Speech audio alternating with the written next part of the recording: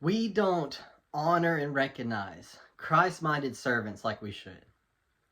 And that's really not a new fault of our own. That's something that's been people have been dealing with in Christianity forever. It happened 2,000 years ago in the church at Philippi, that we tend to be people who do not really give Christ-minded servants the recognition that they deserve. And that can really affect us. You know, the book of Philippi was written to a church by Paul while he was in jail, and this church was struggling with their joy, it was struggling with their unity, they had other problems, and they were interested in hearing from Paul, why is that? How can we experience the blessings of the Christian life even more than we are now? And so Paul, living in prison, is having to write to this church to say, hey, these are how you actually feel and experience the joy and unity of the Christian life.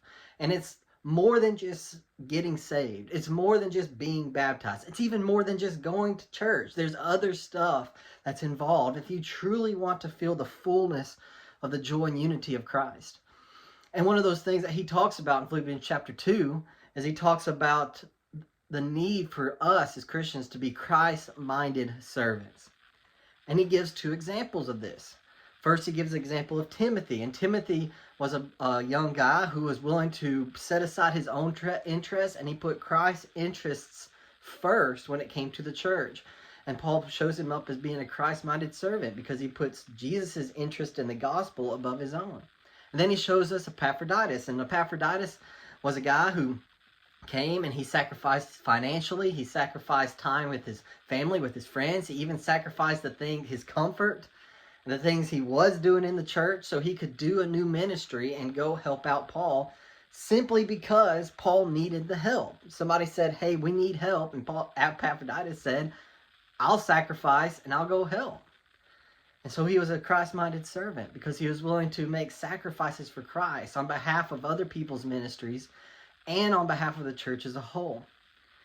And so it was after this that he begins to say, this is how you should receive these types of guys. And this is where we struggle. And we can struggle for a lot of reasons on how to receive Christ-minded servants. You know, sometimes we don't know who they are. Or, you know, they're people that do stuff behind the scenes. We don't realize they're doing it. Or if we do know who they are, then we just don't recognize it because, to be honest, they've done it for so long. They just kind of fly past us like, oh, it's so-and-so. Of course they're doing that. You know, they just fly past our memory. Or we know who are the Christ-minded servants, but we don't really know how to thank them. We don't really know what to do in order to show them that we appreciate them. This is where the last two verses that I want to talk about today, Philippians chapter 2, verses 29 and 30, can help us. Paul tells us how to recognize them, how to receive them, and what we should be doing for these people who truly are acting like Christ-minded servants by putting Christ's interest first and making sacrifices on behalf of the gospel. He says in verses 29 and 30, receive him, meaning Epaphroditus, but also Timothy in some way, they in the Lord with all joy, and hold men like him in high regard, because he came close to death for the work of Christ, risking his life to complete what was deficient in your service to me. So first, Paul tells us how we're supposed to thank and show respect for these Christ-minded servants. And he says to receive them. This word receive doesn't just mean to like accept. It means to show friendliness to them, to have a hug, to be like this sign of affection toward them. That we should receive, when we recognize these Christ servants, we should receive them and show the friendliness and the positivity. You know, it's not, we constantly criticize them, saying, hey, you could be doing it better. We constantly pointing out faults that they have, but we say, no, we're going to receive you with friendly acceptance and thankfulness for what you do.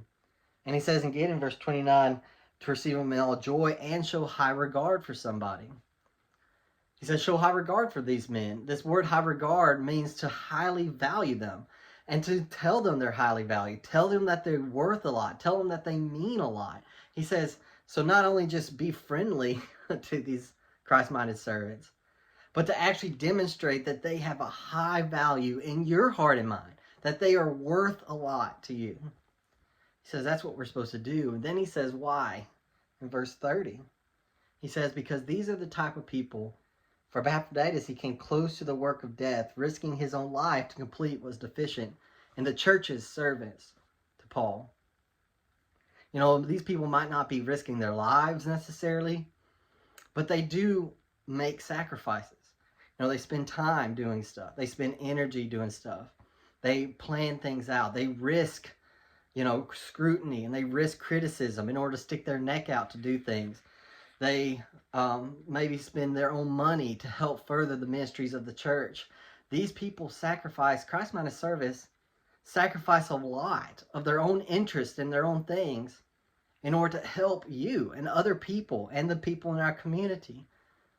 And he says they do it, as Epaphroditus did, to complete what was deficient in your service to me. In other words, these are the people that if they didn't do what they do, the church would be deficient in their ministry.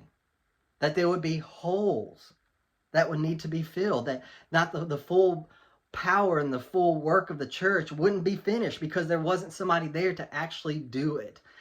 So they're willing to sacrifice or really to give up their interests in order to fill these holes that are needed to complete the work of the church for Jesus Christ around the world.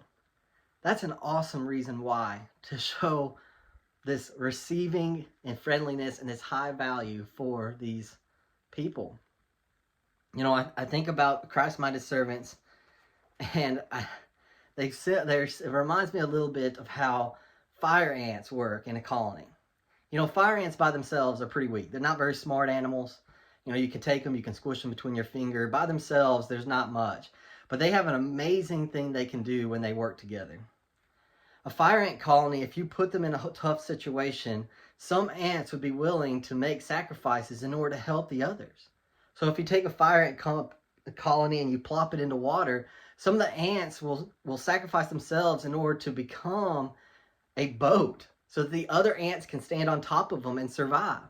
Or if you put them inside a dangerous situation where there's fire or something, and the only way to escape is to go up, some of the ants will form a ramp or form a ladder so that the other ants can escape. That these little bitty tiny things that aren't that strong and aren't that smart, but when the colony needs help, when there's a gap that needs filled, they're willing to do what it takes to fill that gap for the rest of the colony. And that's exactly what a Christ-minded servant truly does. It's not just about being saved or being baptized or going to church. It's about seeing where a need is and being willing to do what it takes to fill that need in the church and in the community. And so what do? I mean, we need to first recognize this week people who are Christ-minded servants. Make a list. Write down, because sometimes, like I said, sometimes we just don't even think about who they are, what people do stuff. Make a list of people who are Christ-minded servants in the church. And think outside the box with it. You know, don't just put the people on stage, like the pastors or the music director or the Sunday school teachers, the people who are always up talking to people, the chair people of committees. But there are people who are Christ-minded servants that are never on the stage, that are never up in front of people, that are always working behind the scenes and doing stuff that people don't notice. But if they ever quit what they're doing, like children's workers, then the church would be hurting bad. Make a list of these people and think outside the box. And then secondly, spend some time this week telling them that you appreciate them. Write a note to somebody. You know, post on their Facebook wall or somewhere else. You know, tell them in person that you are thankful for the things they do and that you notice the way that they're filling up a need for the church. And then third, and this one might be a little bit bigger, but maybe even volunteer to do their job 1 week. Give them a week off. Give them a break. See what they do. And you'll appreciate them a lot more. And I'm sure they'll appreciate the break as well. Hey, if you're willing to show these Christ-minded servants that they are truly valuable and to receive them in the Lord, hit that like button, share this video saying that you're going to do those things today. And if you are hearing today and you're like, I want to be a part of this community, I want to accept Jesus who died on the cross for my sins, comment below and message me. I'd love to talk to you more about what it means to follow Jesus and be a Christian.